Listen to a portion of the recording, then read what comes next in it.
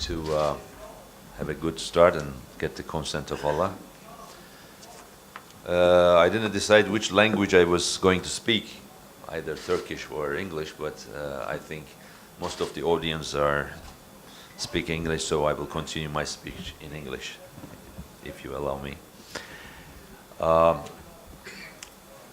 I was hesitant about what the topic should be and in such a summit, because there's lots of different ideas going around Islam, and the last incident happened in Paris has affected everybody and made a black sign on the Muslim people, because the people who committed to them was supposedly to be a Muslim person.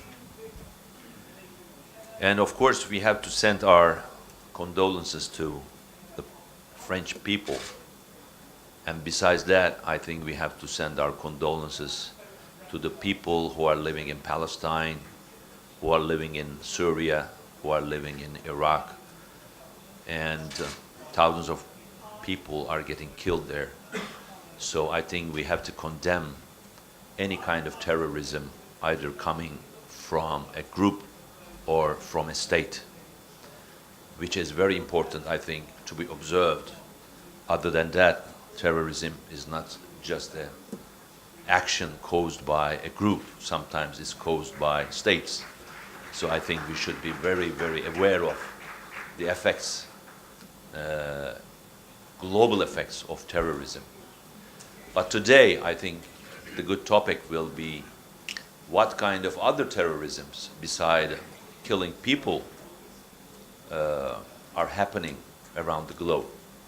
And I choose one topic to be financial terrorism, because I think Islam's contribution to the world development will come through our belief in Quran, and some verses from Quran I believe may contribute a lot to the developing world and a global world in such an extent that we may stop a financial terrorism that is killing a lot of people's life in deterioration of income distribution and the state's debt burden, which brings the world a lot of instability and causing people to become terrorists.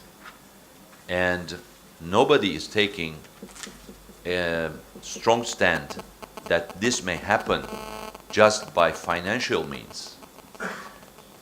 What can we expect from a poor person, an unknowledgeable person, if we don't give them jobs, if we don't provide them with the basic health cares, basic needs that they should? They can either go and become a victim of alcohol, they can become victim of terrorism, they can become victim of theft, and they can become criminals.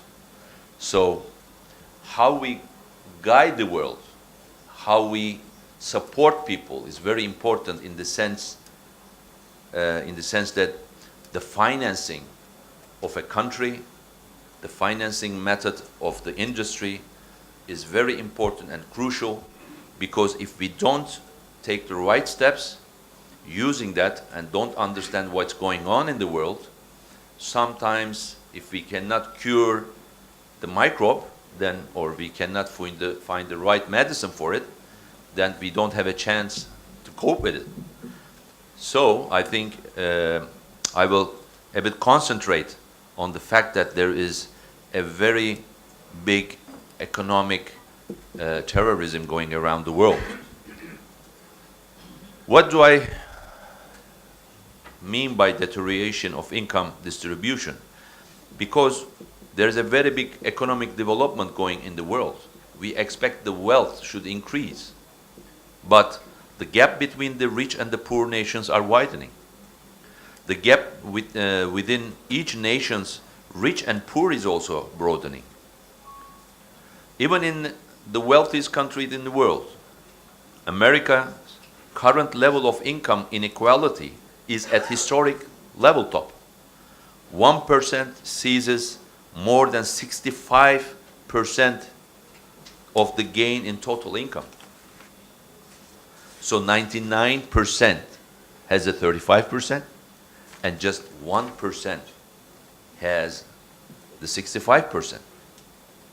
In the debt burden for the nations, most of the nations are caught in a debt trap, limiting their political sovereignty and causing poverty within nations.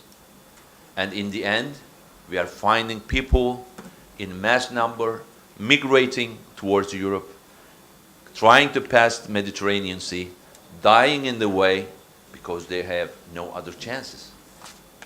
They are in a trap. So what kind of environment should we provide them so that these very sad incidents, the incident in Paris was awful and hurt us all. But let's not forget that thousands of people died in the Mediterranean Sea this summer. Nobody is addressing them. Just some pictures in the newspapers. But what is the causes for that? What is the causes for that? And I think financial system in the world, which is driven by the banks, the capitalist system, is one of the basic foundations of this happening. That's why I'm addressing that. In our Holy Book Quran, Allah says, Allah hath permitted trade and forbidden usury. And in the next verses, Allah subhanahu wa ta'ala says, Allah will deprive usury of all growth, but will give increase for deeds of charity. So in these two verses, we openly understand that interest-based capitalist financial system is forbidden by the Creator because it is not humanistic. You earn money if you work, but if you work and earn some money, you are not allowed to put that money in the bank and sit at home and earn money. You have to work again to earn more. You have to either put an intellectual property. You have to physically work or intellectually work to be able to gain a living. Other than that, by just receiving some money from your parents or earning in some time of your life, putting your money, placing your money in the bank and earning money has changed the social structure of the world and brought this deterioration of income distribution. Why is that so? In Turkey, I'll give you a sample. Of the top 500 companies' profits in 2014, 50% of these profits went to the banks. 50% of the profit. Government is only taking 20% of the profit as a tax in Turkey. But 50% of the profit is going to the banks. What kind of a just system is that? And industrials, as like me, getting 99% of all risks of purchasing, production, technology, personnel management, doing all these maybe 100 stages to just make one profit. And 50% is going away just by a system. So the excessive amount of money in the world created is imbalancing the whole economy. There is so much accumulation of interest-based money in the world, it is like a tsunami going and hitting commodity markets.